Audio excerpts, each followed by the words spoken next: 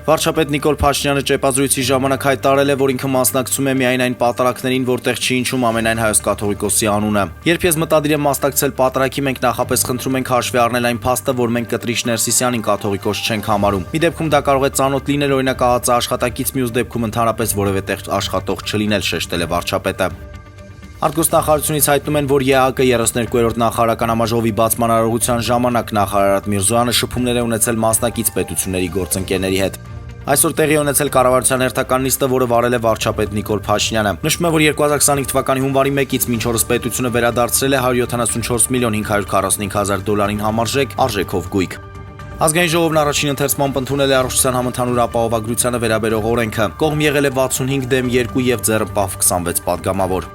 Իսրայելը Գերմանիային է հանձնել ՌՈ-3 հակաարթիրային պաշտպանության համակարգը Բերլինի հարավում գտնվող Հոլցֆորտի ավիաբազայում կայացած արարողության ժամանակ, ավարտելով երկրի պատմության մեջ ամենամեծ պաշտպանական արտահանման գործարքը։ Պայմանագրի արժեքը կազմում է 4 միլիարդ եվրո։